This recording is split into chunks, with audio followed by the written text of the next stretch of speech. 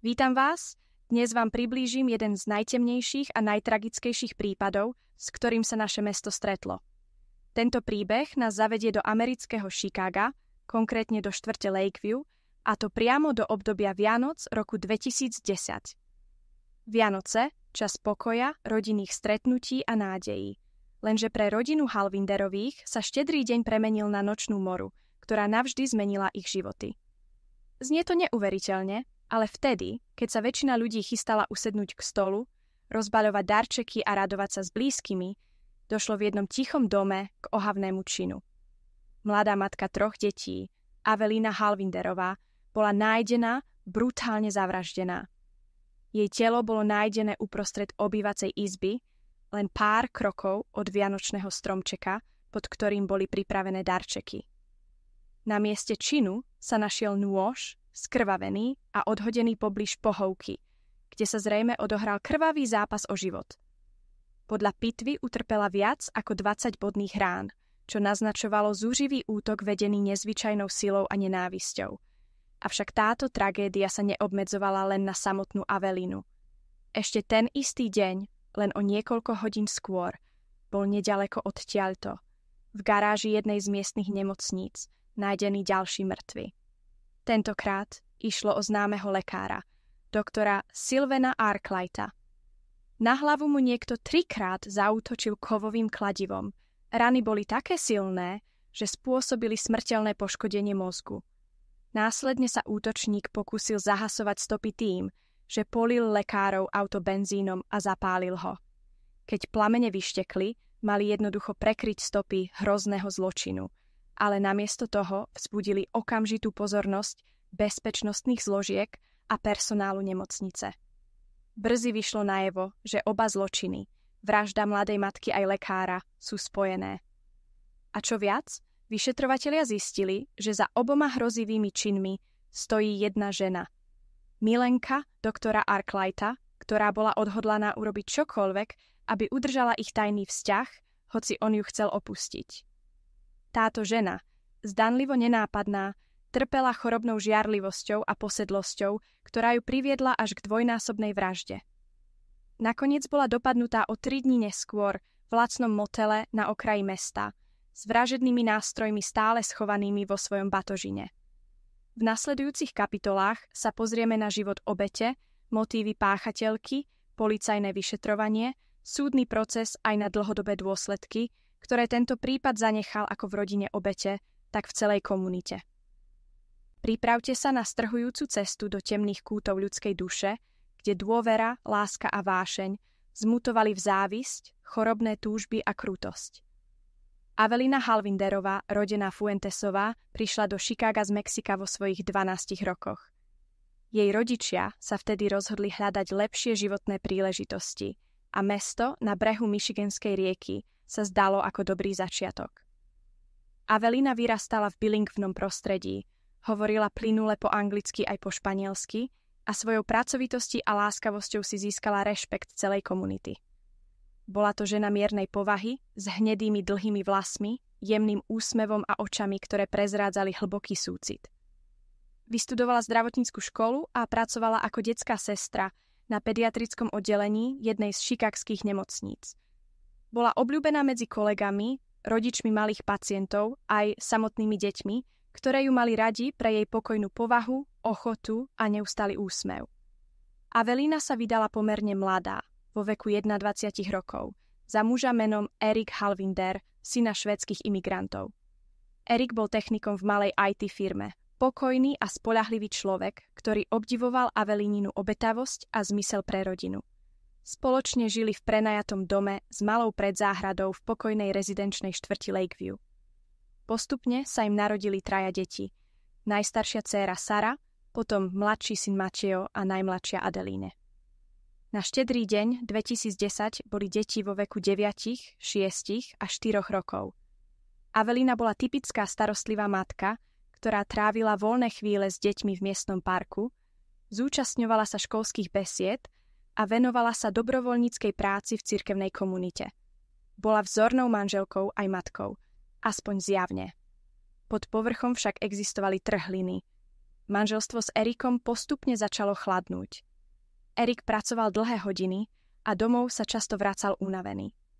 Avelina trávila stále viac času sama s deťmi a hoci ju život naplňal, cítila vnútri, že im niečo chýba. Nakoniec sa v jej živote objavil doktor Sylvan Arkwright. Zoznámila sa s ním v nemocnici, kde on pracoval ako kardiológ. Elegantný, charizmatický, vzdelaný, s tmavými vlasmi a prenikavými modrými očami. Ich priateľstvo začalo nenápadne. Občas spolu vymenili pár slov v jedálni nemocnice, potom sa stretávali pri spoločných prípadoch, keď Avelina starala o malé pacienty, ktorí potrebovali konzultácie kardiológa. Postupom času medzi nimi vzniklo puto, ktoré išlo ďalej než len priateľské sympatie. Doktor Arkwright bol ženatý, ale jeho manželstvo sa ocitlo v kríze. Avelinin vzťah s Erikom bol na bodu mrazu. Nakoniec sa obaja rozhodli ukončiť svoje pôvodné zväzky a začať nový život spolu. Nebolo to jednoduché, ale Avelina sa rozviedla a na čas žila s deťmi sama. Po nejakom čase sa však ich vzťah so Sylvanom pokazil. Mal totiž okrem Aveliny aj Milenku, zdravotnú sestru pracujúcu na inom oddelení. Avelina to spočiatku netušila, ale keď sa pravda objavila, bolo neskoro. Sylvan sa vymlúval, že išlo len o chvíľkové uklúznutie, ale Avelina, ktorá chcela stabilitu a pokoj, sa nakoniec s ním rozišla. Rozchod prebehol pred približne rokom a od tej doby spolu udržiavali kontakt len nepriame. Každý sa vydal svojou cestou. Kľúčovým vzťahom, ktorý je pre prípad relevantný, je práve trojuholník medzi Avelinou, doktorom Arkwrightom a jeho milenkou, ženou menom Jeanette Kowalski. Jeanette bola sesternica, ktorá sa do Sylvana šialene zamilovala. Bola to žena okolo 30-ky, pôvodu z poľsko-americkej rodiny, s blond vlasmi, drobnou postavou a prenikavým pohľadom.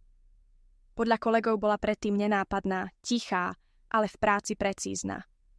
Lenže jej povaha sa zmenila v momente, keď začala žiarliť na akúkoľvek ženu v okolí Arkwrighta. Jeanette tušila, že Avelina bola v minulosti Arkwrightovou partnerkou a hoci už spolu neboli, Jeanette v nej videla hrozbu. Pritom Avelina už vtedy žiadny romantický vzťah k Sylvanovi neudržovala a sústredila sa na svoje deti a prácu. Žila skromne, na prvý pohľad šťastne a pripravovala pre deti krásne Vianoce. V dome v Lakeview zdobili steny rodinné fotografie. Z okien bol výhľad na zasneženú ulicu a v obývacej izbe prevládal vysoký vianočný stromček. V kuchyni voneli perníčky a na jedálnom stole stal veľký obrúsok s motívmi snehuliakov. Nič nesvedčilo tomu, že by sa chystala tragédia. Napriek tomu však vzťahy v pozadí boli napäté. Jeanette Kowalski, ktorá bola až chorobne posedlá predstavou, že jej niekto krade Sylvana, sa dostala do psychicky labilného stavu. Keď doktor Arkwright oznámil, že hodlá ich pomer ukončiť, aby sa venoval svojej kariére a pokúsil sa nájsť si pokoj, Jeanette to zjavne neunesla. Začala ho sledovať, volať mu a písať výhradne správy. Mala dojem, že on aj Avelina sa proti nej spikli, hoci Avelina už s týmto mužom nemala nič spoločné. Táto chorobná žiarlivosť bola semienkom zla, ktoré neskôr vyklíčilo v brutálny zločin. V komunite bola Avelina vnímaná ako obeť okolností, milá, pracovitá žena, ktorá sa snažila nájsť šťastie, hoci v komplikovaných vzťahoch. Jej priatelia z práce, susedia aj rodina si jej vážili. Jednou z jej najbližších kamarátok bola kolegyňa detská sestra Marisol, ktorá s ňou zdieľala smeny a vypila nespočetné kávy pri dlhých nočných službách. Marisol neskôr vyšetrovačom vypovedala, že Avelina bola posledné týždne unavená, ale nie nešťastná. Hovorila o nadchádzajúcich sviatkoch, o tom, ako sa teší, že deti budú mať radosť z darčekov. Nič nesvedčilo tomu, že by sa bála o svoj život. Rodinní príslušníci Aveliny, najmä jej matka a sestra, žijúci v inej časti mesta, opísali Avelinu ako milujúcu matku, ktorá by nikdy dobrovoľne neopustila svoje deti. Ich svedectvo pomohlo neskôr potvrdiť, že Avelina neplánovala žiadny útek, nebola zadlžená, nemala nepriateľov. Jediným tieňom v jej živote zostávala minulosť so Arkwrightom. Práve tento detail spojil dva zdanlivo nesúvisiace životy. Lekára, ktorý bol zavraždený kladivom, a Avelinu, matku brutálne zabitú vo vlastnom dome. Bol štedrý deň ráno roku 2010, približne okolo 8 hodiny. Chicago bolo pokryté vrstvou snehu, ulice boli pokojné a ľudia väčšinou zostávali doma. Rodina Halvinderových sa chystala začať svoj vianočný deň. Erik, ktorý vstal skoro, aby pripravil raňajky, si všimol, že Avelina nie je nikde nájdená. Deti ešte spali. Jeho žena sa večer nezmieňovala o tom, že by niekam išla. Napadlo ho, že možno odišla do blízkeho obchodu kúpiť posledné ingrediencie na slávnostný obed. Čas plynul a ona sa nevracala, takže sa rozhodol prejsť dom. Keď vstúpil do obývacej izby, spatřil scénu, ktorá mu navždy zmenila život. Avelina ležala na zemi, vedľa vianočného stromčeka, obklopená krvavou šmúrou. Mala na sebe modré pyžamo s vianočnými motívmi, ktoré bolo nasiaknuté krvou. Na jej hrudi a tele bola rada bodných rán. Neskoršia pitva ich napočítala viac než 20. Na podlahe sa vrtala kuchynský nôž, tiež potlačený krvou. Erik najprv omrzelo hrôzou. Niekoľko sekúnd nedokázal pochopiť, čo vidí. Potom sa na neho vrhla panika. Vybehla z domu na ulicu a začal kričať o pomoc. Susedi, ktorí počuli jeho zúfale volanie, vytočili číslo 911.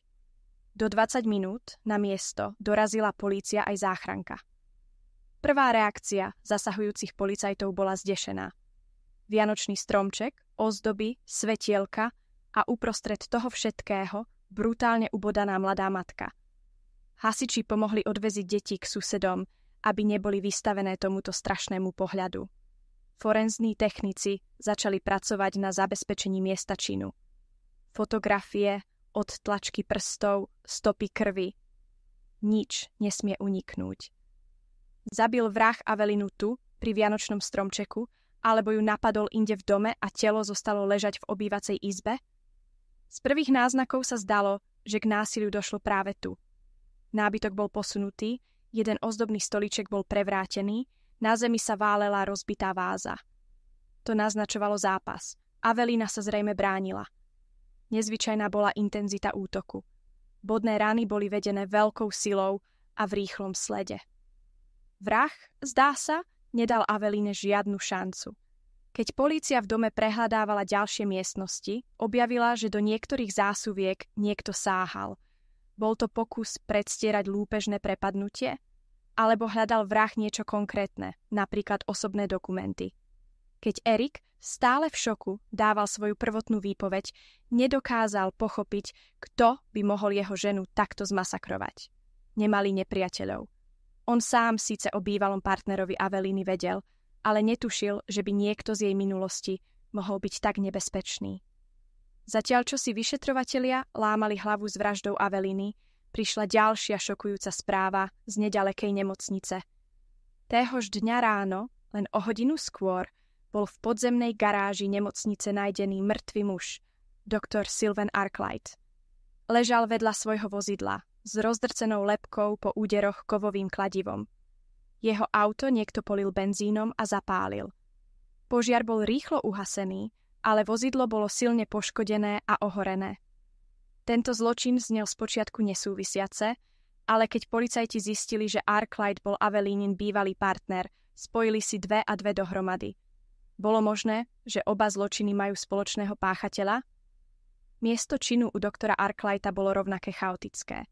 Bezpečnostné kamery v garáži zachytili len matnú siluetu osoby v tmavom kabáte. Svedkovia si nič podozrivé nevšimli, kým sa nerozpoznali požiarne hlásiče. Vzduchom sa linul pach benzínu a spáleniny. Arkwright bol vážený lekár, čo mohlo viesť k jeho vražde. Útok kladivom pôsobil ako náhly výbuch zuřivosti. Podobne ako u Aveliny, extrémne násilie, vedené zlotosťou. Zatiaľ nebolo jasné, či bola Avelina zavraždená skôr a Arkwright neskôr, či naopak. Podľa prvých odhadov forenzných expertov došlo k vražde Arkwrighta o niečo skôr ráno, možno okolo 7 hodiny, a Avelina bola zabitá krátko potom. To naznačovalo, že páchateľka mohla najprv spáchať prvú vraždu a potom sa premiestniť do Avelinínho domu, aby zabila aj ju. Pozoruhodným detailom bolo použitie odlišných zbraní. U Arkwrighta kovové kladivo, u Aveliny nôž. Vyšetrovatelia si kladli otázku, či si páchateľka priniesla oboje, alebo či bola vražda Aveliny výsledkom improvizácie, keď sáhla po noži z Aveliny vlastnej kuchyne. Pre miestnych obyvateľov bola táto udalosť zdrcujúca. Lakeview bola štvrť s relatívne nízkou kriminalitou. Myšlienka, že niekto v pokojnej rezidenčnej oblasti zavraždil matku 3 detí, sa zdala nemysliteľná. Médiá sa prípadu okamžite chopili. Titulky hlásali: brutálna vražda mladej matky na štedrý deň a vražda lekára a matky spojená tajomnou milenkou. V túto chvíli bola polícia úplne ponořená do prípadu. Forenzní technici pokračovali v dôkladnom prehľadávaní oboch miest, zbieraní vzoriek DNA, zabezpečovaní stôp z videozáznamov a výpovedí svedkov. Zatiaľ nebola zatknutá žiadna osoba, ale postupne sa začal rýsovať obraz ženy, ktorá za tým všetkým stála. Vyšetrovatelia mali v rukách len pár kúskov, ale tie začali tvoriť jasnejší obraz. Išlo o čin z vášne, žiarlivosti a pomsty. Hlavnými vyšetrovateľmi tohto prípadu boli detektívky z oddelenia vražd chicagskej polície. Detektívka Ingrid Moralesová a detektív James Carter. Ingrid bola skúsená policajtka s 15 rokmi praxe, španielského pôvodu, s inteligentným a analytickým myslením, známa svojim citlivým prístupom k pozostalým. James Carter bol energický, niekedy až tvrdý, s 10-ročnou praxou, ktorý sa spoliehal na inštinkt a schopnosť vycítiť lož počas výpovedí. Spoločne tvorili efektívny tím, ktorý mal za sebou už niekoľko úspešne uzavretých prípadov vražd. Prvým krokom bolo dôkladné zmapovanie časovej línie. Podľa súdnych lekárov zomrel doktor Arkwright približne okolo 7 minút ráno, Avelina medzi 7:30 a 8 minút. Táto úzka časová súvislosť silno naznačovala, že vrah mal premyslený plán, alebo aspoň veľmi rýchlo prechádzal od jednej vraždy k druhej. Prečo by niekto zabil najprv lekára a potom mladú matku? Detektívky si spomenuli na zmienku o bývalom vzťahu obete a lekára a začali tým smerom pátrať. Zhromažďovanie dôkazov bolo intenzívne. Forenzný tím zabezpečil v garáži nemocnice fragmenty látky, ktoré sa mohli zachytiť, o kovové zábradlie a tiež nedopálky cigariet, ktoré tam nepatrili. Otázkou bolo, či patrili páchateľovi alebo náhodným okoloidúcim. Z auta doktora Arkwrighta sa moc nezachovalo. Oheň poškodil väčšinu interiéru. Nicméne technici odobrali vzorky z podlahy a našli stopy benzínu v kanistro opodiaľ. V Avelininom dome zabezpečili forenzní experti od tlačky prstov na noži a na niektorých kusoch nábytku. Otázka bola, či tieto odtlačky pochádzali od členov rodiny alebo od niekoho cudzího. Erik a deti boli vylúčení, ich odtlačky boli známe. Niektoré odtlačky však nesúhlasili s rodinnou databázou. Ďalším kľúčovým dôkazom boli drobné stopy krvi na kľúčke vstupných dverí a na parapete okna. Vyšetrovatelia sa domnievali, že vrah mohol buď to vojsť hlavným vchodom, alebo dokonca vlesť oknom. Ale prečo by to robil, keď dvere neboli zamknuté? Počas výpovedí rodiny a priateľov vyplývali na povrch informácie o vzťahu Aveliny a doktora Arkwrighta. Marisol, Avelinina kolegyňa, vypovedala, že vedela o ich predchádzajúcom vzťahu.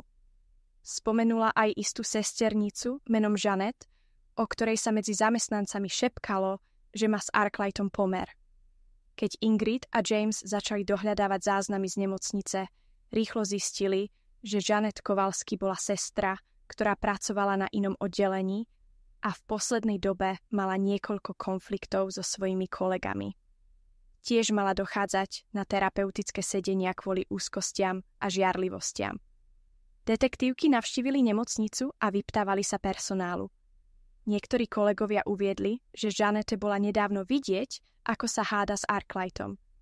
Ten jej pravdepodobne povedal, že sa chce rozejdúť. Janet bola rozrušená, plakala na chodbe a potom zmizla neznáme kam. Ďalšie informácie boli, že Jeanette si vzala niekoľko dní voľna práve okolo Vianoc. Nikto netušil, kam išla, ale mala prenajatý malý byt v okrajovej štvrti. Postup vyšetrovania bol značne stížený absenciou svedkov priamych útokov. Ľudia na štedrý deň boli doma, sledovali pohádky, chystali jedlo. Garáž nemocnice bola poloprázdna a skoro ráno nikto nepostrelil, čo sa deje. V Avelininom ulici boli síce nainštalované bezpečnostné kamery, ale tie väčšinou snímali len časť chodníka, nie dvere domov.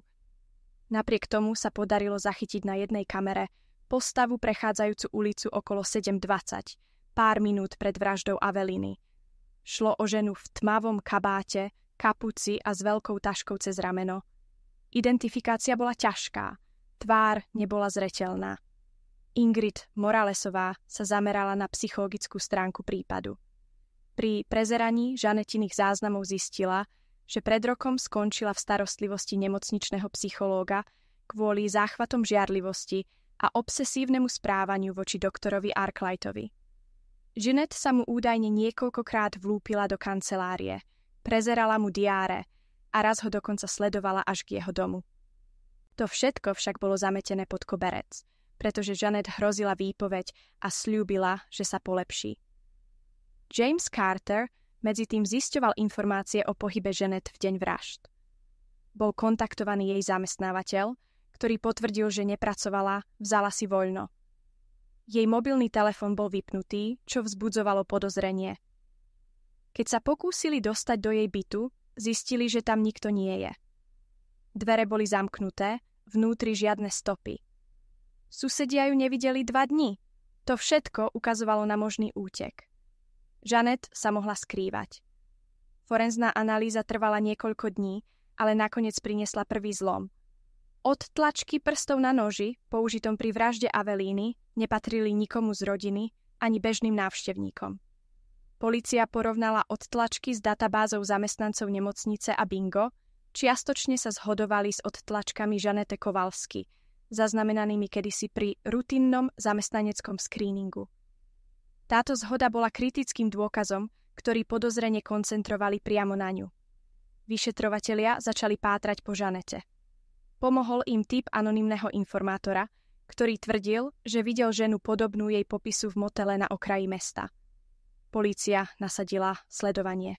Čakali, až sa objaví.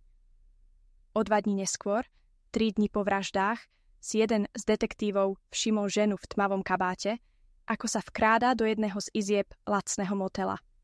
Zásahová jednotka ju na mieste zadržala. U seba mala 2 nože a kladivo. Keď ju odviezli na výsluch, najprv mlčela, ale pri konfrontácii s dôkazmi propukla v hysterický plač. Počas výpovedí bola Jeanette veľmi nestabilná. Ingrid a James pozorovali, ako sa strieda jej agresivita s depresiou. Priznala, že jej doktor Arkwright chcel opustiť. Ona mu to nechcela dovoliť. V deň vraždy ho sledovala do garáže. Vo vzteku ho napadla kladivom, ktoré si priniesla v taške. Prečo zabila aj Avelinu? Pri sa bála, že Arkwright sa chce vrátiť k nej a dať jej prednosť. Vo svojej chorobnej mysli videla v Aveline večnú súcinu, hoci už spolu dávno neboli. Chcela sa poistiť, že nikto Arkwrightovi nebude stáť v ceste, aj keď ho práve zabila. V tom spočívala tragická paradoxnosť jej činu. Nakoniec sa pokúsila zahasovať stopy, zapálila auto, ale uvedomila si, že sa to komplikuje a utekla. Zhromažďovanie dôkazov ešte pokračovalo. Forenzní experti porovnávali DNA, krvné stopy, analýzy textilných vlákien nájdených na mieste činu aj na oblečení Jeanette. Keď poskladali všetky kúsky skladačky, obraz bol jasný. Jeanette Kowalski prišla do nemocnice skoro ráno, čakala v garáži, zabila Arkwrighta. Potom sa presunula k domu Aveliny. Je otázkou, či za ňou šla priamo alebo náhodou. Podľa výpovede Jeanette bola Avelina cieľom od začiatku. Potom, čo chladnokrvne spáchala prvú vraždu, pocítila potrebu odstrániť aj druhú ženu, ktorú považovala za konkurenciu. Nôž, ktorý v dome použila, patrí Aveline. Vzala ho z kuchyne. Jej útok bol vedený neuveriteľnou zúřivosťou. Detektívky mali jasno. Len čo zhromaždili dostatok dôkazov, štátny zástupca začal pripravovať obvinenie. Do médií prenikli prvé informácie o zadržaní podozrivej. Komunita si oddýchla. Vrah bola dopadnutá. Ale trauma zostalo. Postup vyšetrovania trval len pár dní, ale intenzitou zodpovedal týždňom práce. Ingrid s Jamesom pri predstave tohto prípadu cítili pachuť. Zločin spáchaný na štedrý deň, rodiny rozvrácené, nič to nemohlo vrátiť späť. Hlavnou podozrivou sa stala už spomínaná Jeanette Kowalski. Bola to žena vo veku 32 rokov, pochádzala z rodiny robotníkov, ktorí do Chicaga prišli z Wisconsinu. Jeanette vyrastala v relatívne harmonickom prostredí, nebola trestaná, na strednej škole sa učila dobre. Po maturite absolvovala zdravotnícky kurz a začala pracovať ako zdravotná sestra v nemocniciach. Na prvý pohľad nenápadná, s miernymi rysmi tváre a jemným hlasom. Ale vnútri sa skrývala neistota, nízke sebavedomie a silná závislosť na uznaní a láske druhých. Keď sa stretla s doktorom Arkwrightom, bola to láska na prvý pohľad. On bol úspešný, pohľadný, charizmatický. Ona skromná a prehliadaná. Keď si jej začal všímať, považovala to za životný úspech. Ich vzťah bol spočiatku tajný, pretože Arkwright bol ženatý. Keď sa rozviedol a potom, čo prežil pomer s Avelinou, Jeanette dúfala, že teraz už bude len jej. Arkwright si však udržiaval odstup. Nechcel sa viazať, bol pracovne preťažený a plánoval sústrediť sa na kariéru. Jeanette to nedokázala pochopiť. Začala žiarliť na každú ženu v jeho okolí. Keď sa doslechla o Aveline, ktorá bola jeho bývalou partnerkou, v jej mysli sa zrodila úplne iracionálna predstava, že sa k sebe vráti a ju odkopnú. Táto predstava ju užírala zvnútra, až sa zmenila v posedlosť. Jeanette sa upnula na myšlienku, že ak odstráni všetkých, ktorí by Arkwrighta mohli od nej oddeliť, zostane len ona. Primárnym motívom bola chorobná žiarlivosť a neschopnosť vyrovnať sa s odmietnutím. Jeanette nebola psychicky stabilná. Lekárske záznamy ukázali, že užívala lieky proti úzkostiam a trpela výkyvmi nálad. Mala niekoľko varovných signálov, anonymné listy, ktoré posielala Arkwrightovi, a poznámky plné násilných fantázií, nájdené po jej zatknutí v jej batožine. Okrem Jeanette vyšetrovatelia spočiatku zvažovali aj ďalších podozrivých. Prvým bol manžel obete, Eric Halvinder. Je bežné, že v prípadoch vraždy manželky sa najprv preverí manžel. Ovšem Eric nemal motív ani príležitosť. Navyše v čase vraždy bol doma s deťmi, čo potvrdili susedia. Forenzná analýza tiež nepotvrdila žiadne jeho stopy na vražedné zbrane. Druhým možným okruhom podozrivých mohli byť náhodní zločinci, zlodeji, ktorí sa chceli vľúpiť do domu. Ale spôsoby útoku a súvislosť s vraždou Arkwrighta túto teóriu rýchlo vyvrátili. To nebola náhodná lúpež, ale cielený útok na konkrétne osoby spojené s lekárom. Ďalej sa uvažovalo o samotnom doktorovi Arkwrightovi, keby bol ešte nažive. Polícia zvažovala, či Avelínu nezabil on a potom sa nestal obeťou niekoho ďalšieho. Avšak Arkwright bol zjavne zavraždený skôr než Avelina. Nebol teda páchateľom, ale ďalšou obeťou. Zvažoval sa aj niekto z rodiny Aveliny. Ale jej príbuzní žili v inej časti mesta a mali pevné alibi. Nič nesvedčilo tomu, že by niekto z jej známych mal dôvod ju zabiť. Avelína bola obľúbená, nemala dlhy, nemala súdne spory, nepatrila do žiadnych kriminálnych kruhov. Vo finále sa teda všetko točilo okolo Jeanette. Len ona mala silný motív, žiarlivosť a posedlosť.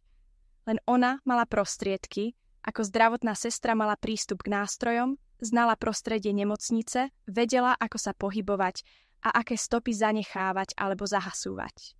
Jej nestabilný psychický stav vysvetľoval extrémnu brutalitu činu aj následnú snahu zničiť dôkazy. Vyšetrovatelia vykonali dôkladnú analýzu jej pohybov pred vraždou. Zistili, že si krátko pred Vianocami obstarávala kladivo a ostré nože v miestnom hobby markete. Kamerový záznam z pokladne ju zachytil, ako si tieto veci kupuje. Tvrdila, že to bolo pre domáce opravy, ale v jej byte sa žiadne opravy neprovádzali. Keď bol kruh uzavretý, neexistovali už žiadne pochybnosti. Jeanette bola primárnym a prakticky jediným podozrivým, proti ktorému bola postavená silná dôkazná línia. Vedľajší podozriví, ako príbuzní obete alebo náhodní páchatelia, boli vylúčení. Aj Arkwrightova bývalá manželka bola preverená, tá však žila v inom štáte a nebola v kontakte s obeťou ani doktorom. Zostávala teda už len Jeanette. Pre rozbitým dôkazom v vyšetrovaní bola zhoda odtlačkov prstov, nájdených na vražednom noži s čiastočnými odtlačkami Jeanette Kowalski. Tento dôkaz pevne spojil ju s činom. Ale nebolo to len to. Druhým kľúčovým vodítkom bol záznam z bezpečnostnej kamery na ulici, ktorý zachytil ženu so siluetou zodpovedajúcou Jeanettiným telesným rysom. Hoci tvár nebola jasne viditeľná, jej oblečenie a postava zodpovedali opisu, ktorý neskôr svedkovia poskytli. Ďalším dôkazom bolo kladivo, ktoré polícia našla pri jej zadržaní v motele. Forenzná analýza preukázala, že na ňom boli stopy krvi doktora Arkwrighta. Nože zabalené v jej batožine potom zodpovedali typu noža, ktorým bola ubodaná Avelina. Napriek tomu, že sa Jeanette snažila tvrdiť, že išlo o náhodu, kombinácia všetkých týchto dôkazov bola nepochybne presvedčivá. Okrem hmatateľných stôp hrála úlohu aj psychologická analýza. Špecialisti z oblasti súdnej psychológie konštatovali, že Jeanette trpela patologickou žiarlivosťou a obsesívne-kompulzívnou poruchou vo vzťahu k Arkwrightovi. Jej denníky, nájdené v byte, obsahovali znepokojujúce pasáže o tom, ako odstráni všetky súciny a ako Arkwright bude navždy jej. Tieto zápisky boli kľúčovým nepriamym dôkazom, ktorý ukazoval jej motív a úmysel.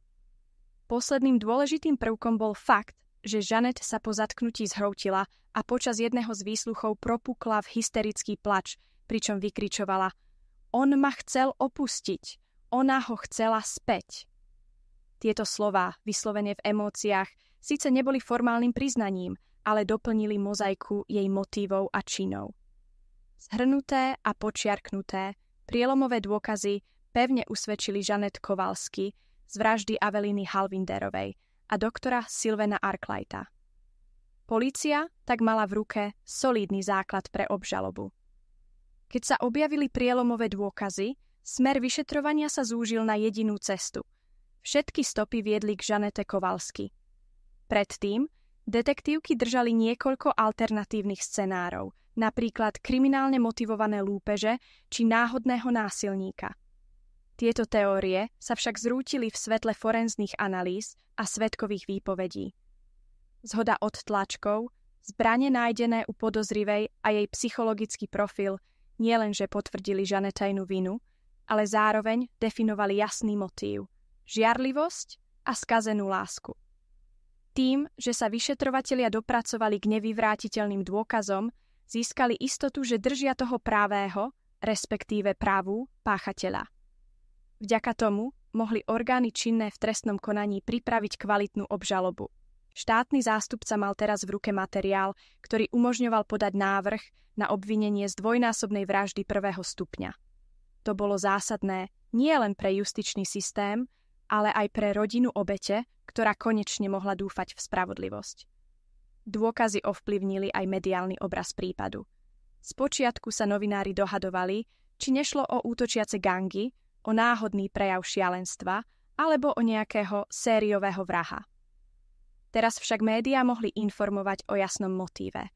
Milostný trojuholník, žiarlivosť, neschopnosť uniesť koniec vzťahu. To všetko pridávalo prípadu ľudskú, hoci desivú dimenziu. Verejnosť začala viac sympatizovať s obeťami. Z Aveliny sa stal symbol nevinnosti. Matka zavraždená na štedrý deň pre chorobné fantázie cudzej ženy. Z doktora Arkwrighta potom muž, ktorý si síce zahrával z city žien, ale určite si nezaslúžil tak strašný koniec. Pre vyšetrovatelia tento posun znamenal veľkú úľavu. Náročné a emotívne vypäté prípady vražd sú psychicky náročné. Keď sa konečne objaví jasná línia, ktorá vedie k páchateľovi, celá dynamika sa zmení. Od neistoty a únavných verifikácií falošných stôp k cieľavedomej príprave na súdne líčenie.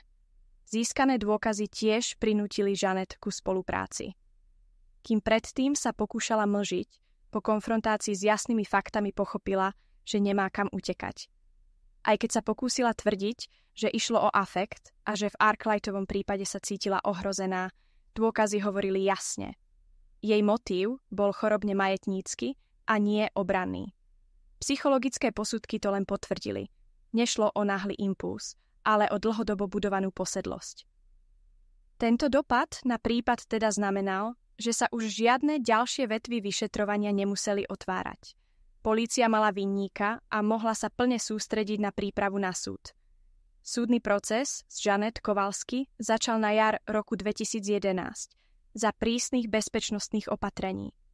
Obžaloba, vedená štátnym zástupcom Benjaminom Rosario, predložila súdu komplexný spis, ktorý zahŕňal forenzné dôkazy, svedkových výpovedí aj psychologické posudky. Rosario bol skúsený právnik, ktorý niekoľkokrát vystupoval v medializovaných kauzách a vedel, že verejnosť tento proces bedlivo sleduje. Tlačové miesta boli zaplnené novinármi a rodiny obetí sedeli v predných radách, oddelené od obžalovanej niekoľkými justičnými strážami. Obhajobu viedla advokátka Linda Howe, ktorá sa špecializovala na prípady duševne chorých. Už od začiatku bolo jasné, že jej stratégia bude postavená na argumente, že Jeanette nebola v čase činu príčetná, trpela silnou poruchou osobnosti a jej krátkodobé konanie nemožno posudzovať ako premyslenú vraždu prvého stupňa. Požadovala, aby súd zohľadnil priznaní Jeanette a jej duševný stav a aby bol vynesený miernejší rozsudok. Napríklad doživotné umiestnenie v psychiatrickom zariadení miesto najprísnejšieho trestu. Obžaloba však mala silné eso v rukáve. Chladné, konkrétne dôkazy. Rosario predložil fotografiu kladiva so zvyškami Arkwrightovej krvi, videozáznamy z bezpečnostných kamier, zápisky z Jeanettinho denníka. Forenzní experti vypovedali, že krvné stopy a odtlačky na noži bez akýchkoľvek pochyb patrí obžalovanej. Psychológ povolaný obžalobou konštatoval, že aj keď bola Jeanette emocionálne labilná, veľmi dobre si uvedomovala, čo robí a mala dostatok času si svoj čin premyslieť. Svedkovia, medzi nimi aj Marisol, Avelínina priateľka, popisovali Avelínu ako nevinnú a starostlivú matku, ktorá sa do žiadneho milostného dramatu nezapájala. Rodina Avelíny vypovedala s plačom v očiach, ich svedectvo umocňovalo atmosféru v súdnej sieni. Obžaloba tiež zdôraznila, že činy obžalovanej boli vykonané so zrejmým úmyslom, priniesla si kladivo, potom nôž a nešlo teda o spontánny afekt, ale o dopredu pripravený scenár. Obhajoba sa snažila argumentovať tým, že Jeanette bola vo stave mentálneho rozrušenia a že vraždy boli dôsledkom patologickej žiarlivosti hraničej s psychózou. Dôraz kladla na lekárske správy o jej stave, na predchádzajúce psychologické konzultácie a na to, že po čine upadla do hystérie, schovávala sa v motele a neprejavovala známky chladného kalkulu. Advokátka Howe tiež upozornila, že Jeanette nebola nikdy predtým trestaná a nebola známa ako násilná osoba. Napriek tomu súdna porota, zložená z miestnych občanov, pod vplyvom jednoznačných dôkazov aj mediálneho tlaku, pomerne rýchlo dospela k zhode. Po približne týždni pojednávania a po dvojdňovej porade poroty padol verdikt. Jeanette Kowalski bola shľadaná vinnou z vraždy prvého stupňa oboch obetí. Súd sa potom vyniesol rozsudok. Doživotné väzenie bez možnosti podmienečného prepustenia. Trest bol prísny, ale vzhľadom na brutalitu činu a skutočnosť, že išlo o dve obete, nebol nečakaný. Rodina Aveliny prijala rozsudok s úľavou v očiach, hoci im to nenahradilo stratu milovanej osoby. Rodina doktora Arkwrighta, ktorá sa spočiatku stavela rezervovane k jeho vzťahom, nakoniec cítila aspoň čiastočnú spravodlivosť. Médiá rozsudok komentovali ako logické vyústenie prípadu. Verejnosť vnímala, že aj keď bola Jeanette duševne rozrušená, zostala zodpovedná za svoje činy. Súdny proces tak skončil s jasným posolstvom. Chorobná žiarlivosť a posedlosť láskou neomlúvajú vraždu. Spravodlivosť bola dosiahnutá a vinník uvrhnutý na doživote za mreže. Po skončení súdneho procesu sa život v Lakeview pomaly vracal do normálu, avšak tieň tejto tragédie zostal. Prípad Aveliny Halvinderovej a doktora Sylvana Arkwrighta sa stal odstrašujúcim príkladom, o ktorom sa v meste ešte dlho hovorilo. Ľudia si uvedomili, že násilie môže vypuknúť aj tam, kde by to najmenšie neočakávali, v zdánlivo pokojných a usporiadaných rodinách počas sviatkov pokoja a mieru. Rodina Aveliny sa s jej stratou vyrovnávala pomaly. Erik zostal s deťmi, ktoré stratili matku práve v čase, keď mali veriť na zázraky Vianoc. Obec aj miestne charitatívne organizácie im pomáhali finančne aj psychologicky. Deti postupne pochopili, čo sa stalo, a hoci sa nikdy nemohli vrátiť do bezstarostných dní pred vraždou, naučili sa žiť s bolesťou a spomienkami. Komunita sa po tejto skúsenosti semkla. Susedi si začali viac všímať jeden druhého, venovali pozornosť varovným signálom, ak sa niekto správal nestabilne alebo hrozivo. Miestna polícia investovala do osvieťových programov, varovala pred toxickými vzťahmi, pomáhala ľuďom s psychickými problémami nájsť včas odbornú starostlivosť. Právni experti aj médiá diskutovali o tom, do akej miery možno posedlosť, žiarlivosť a psychické poruchy chápať ako polehčujúcu okolnosť pri vražde. Rozsudok v prípade Žanety Kowalski poslal jasný vzkaz. Ani duševná nevyrovnanosť neomlúva brutálny zločin. Tento precedens mohol ovplyvniť budúce súdne procesy, v ktorých sa páchatelia budú snažiť obhajovať nestabilným stavom mysle.